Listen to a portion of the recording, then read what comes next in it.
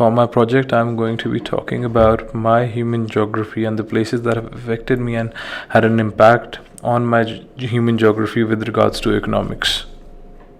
I'm from India, which is a semi periphery region in Southeast Asia, and I was born and raised in a small town called Chandigarh, which lies in the very north of India and is the capital of two states called Punjab and Haryana. Chandigarh is amongst the newest cities in India and was designed by French architect Le Corbusier and completed and presented to India as a different part of Punjab and Haryana on 1st November 1966. Chandigarh is said to be one of the first planned cities in India with clearly demarcated blocks known as sectors, designed as such that residents of a sector don't need to leave the sector to access any basic amenities. The city, however, was not initially built for economic development but to cater to a large retired population.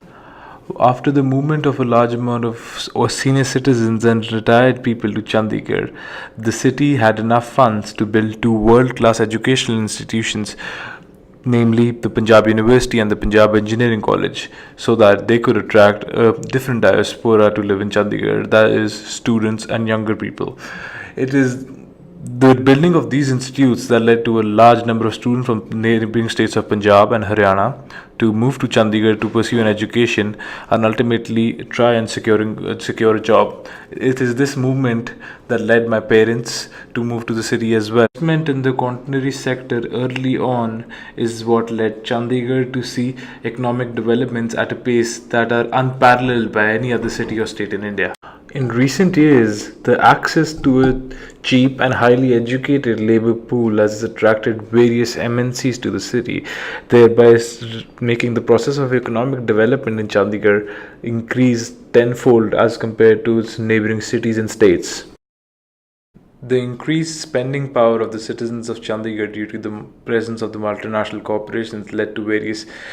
international private schools being established in the city, and they impacted my life personally in a huge way because the existence of these schools and the ability of my parents to afford them due to the economic development of the city is the only reason why I can speak English and was able to get grades that were acceptable for me to apply to FIC.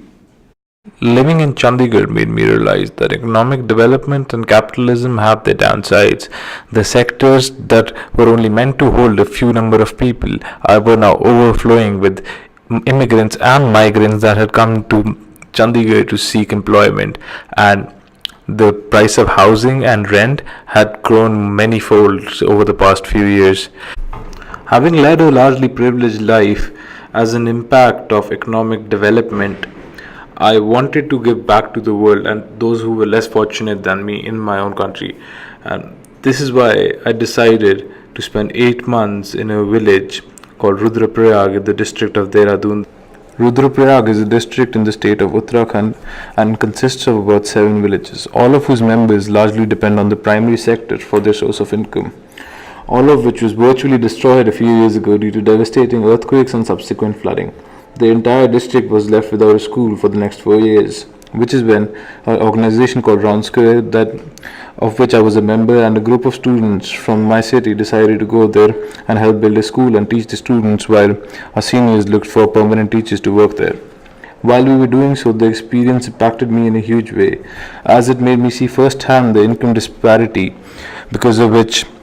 India is still considered a semi-periphery region, and I was deeply affected by the lack of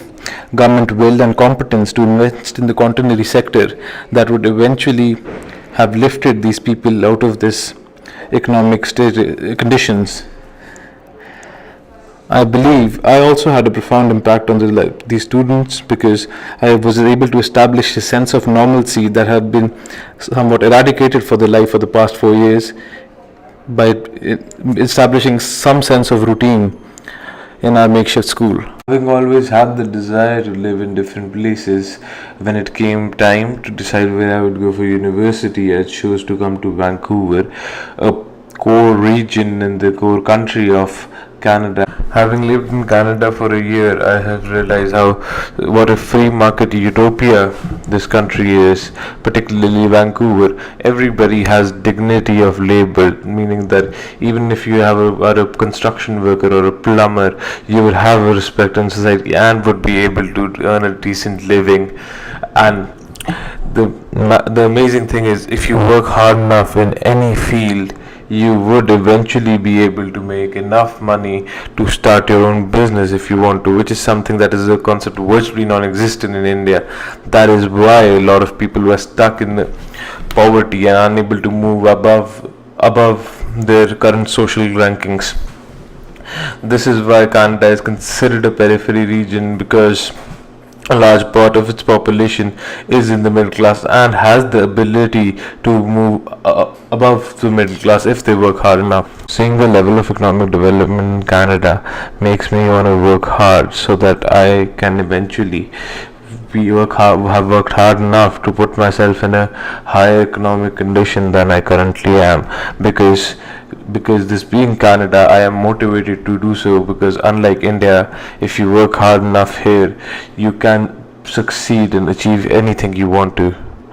I believe, being an immigrant and an international student, I and many others like me have had a huge impact on Canada, particularly Vancouver's cultural and economic makeup.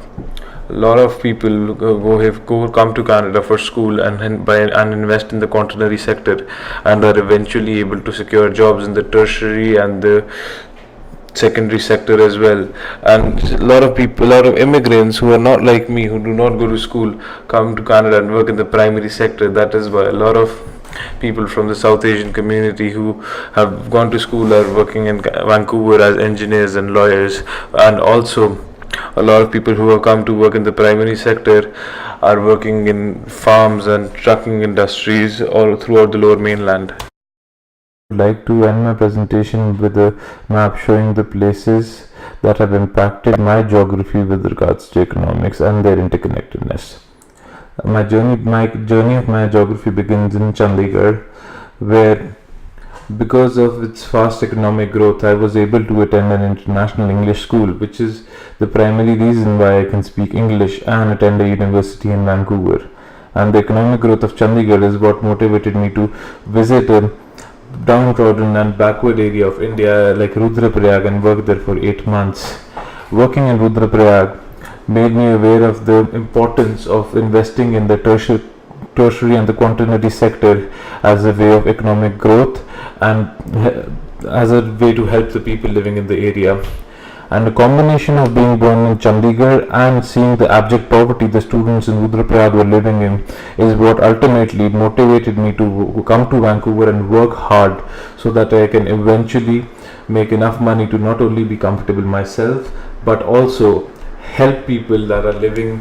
in conditions like the kids in Rudraprayag.